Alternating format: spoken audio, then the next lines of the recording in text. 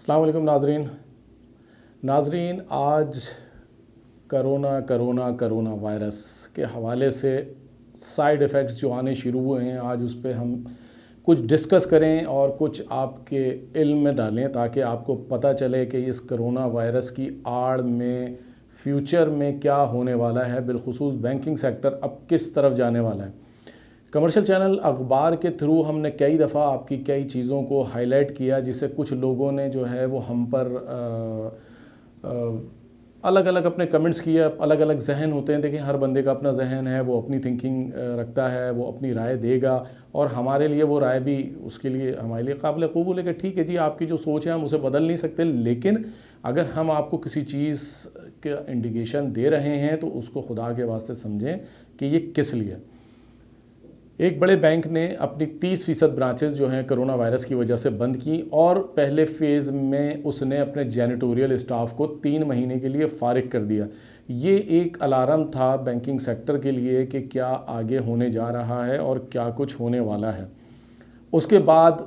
बैंकों ने अपनी वर्किंग शुरू की कि हमारी जो ब्रांचेस बंद हुई हैं, उन ब्रांचेस का प्रेशर दीगर बैंकों पे किस हद तक गया, उनके नंबर ऑफ़ वाउचर्स कितने बढ़े। हालांकि वो ये बात जो है वो सरफ़े नज़र कर रहे हैं इस बात से कि लॉकडाउन की वजह से लोगों का बैंकिंग की तरफ रुझान कम हुआ था, अपनी ज़रूरत के मुताबिक वो पैसे निकालते थे या एटीएम से निकाल रहे थे या उन्होंने निकाल के रख लिए थे।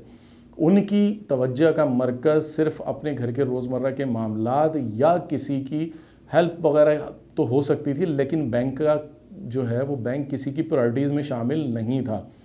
सिवाय उन लोगों के जिनको अपनी तनख्वाह लेनी थी, जिनको अपने बिल जमा कराने थे, जिनको अपनी पेंशन लेनी थी या अपने छोटा मोटा काम कोई था, क्योंकि कारोबार बिल्कुल बंद था। लेकिन जो बैंकिंग में ऊपर नेगेटिव माइंडेड लोग बैठे हैं, उन्होंने शर फैलाने के लिए, अपने मालकान को मिसगाइड करने के लिए अपना जो उनका एक सोच है उस थिंकिंग को अप्लाई किया और कई बैंकों में ये वर्किंग हुई कि जी हमारी बैंकों की ब्रांचेस जहां बंद हुई हैं, दीगर बैंकों पे नंबर ऑफ़ वाउचर्स कितना गया है। अगर नंबर ऑफ़ वाउचर्स जो है उनके नहीं बढ़े तो इसका मतलब यह है कि जो करीब की ब्रांचेस बंद हुई थी या जिन ब्रांचेस को हमने किया था उन्हें सही बंद किया गया और फ्यूचर में भी इनकी ज़रूरत नहीं है। और इन ब्रांचेस की ज़रूरत ना होने की वजह से इनके स्टाफ की डाउनसाइजिंग की जाए और जो दीगर ब्रांचेस खुली रही हैं उन पे अगर ज़रूरत पड़ती है तो एक आध स्टाफ उसमें बढ़ा दिया जाए, बसूरत दीगर कोई ज़रूरत नहीं है। इसमें एक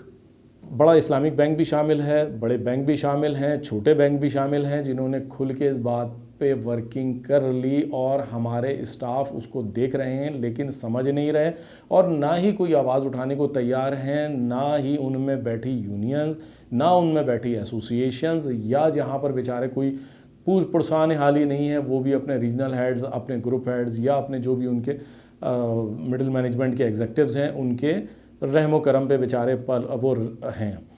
नाज़रीन, ये एक सवालिया निशान है बैंकर्स के लिए कि बैंकर्स ने कोरोना वायरस जैसे सीरियस माहौल में, जिसमें उनको किसी ने नहीं पूछा, जो नोटों के साथ डीलिंग कर रहे थे, जो फ्रंट लाइन बने हुए थे डॉक्टर्स की तरह, उन्होंने किसी भी तरह मईशत को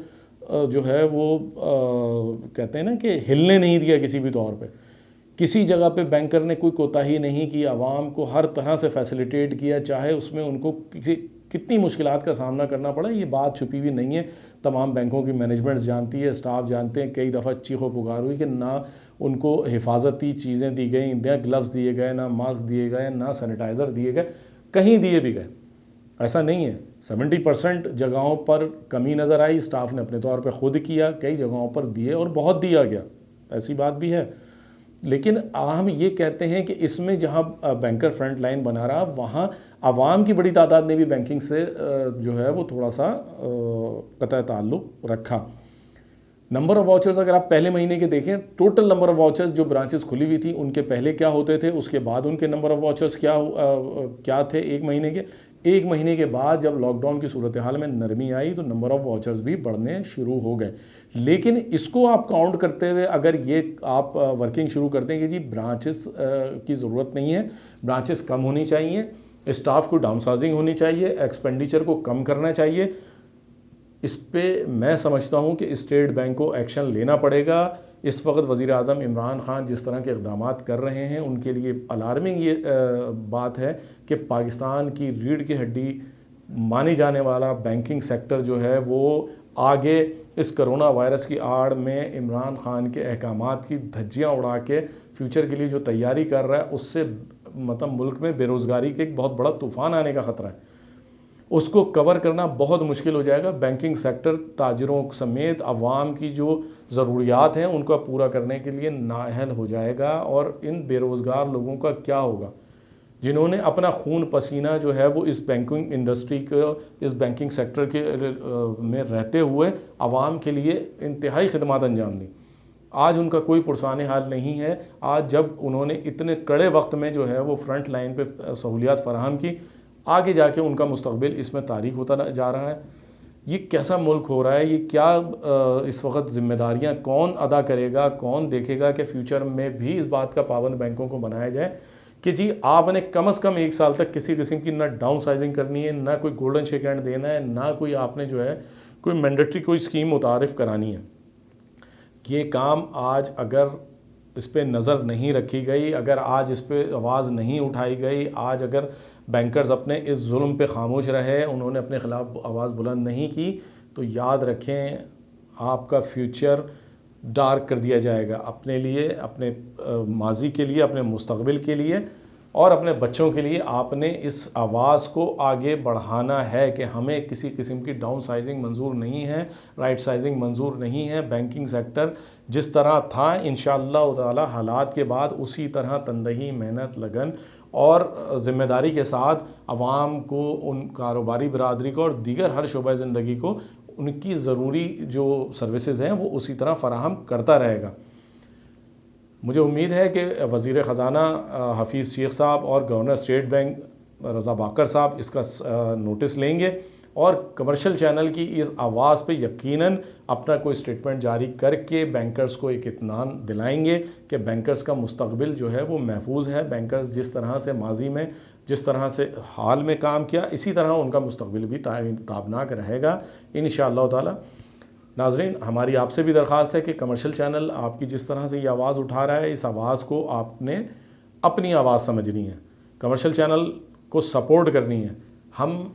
आपके साथ हैं, हमने आपकी आवाज़ को बुलंद करना है, हमने आपके मुस्तकबिल को सेव करना है, हमने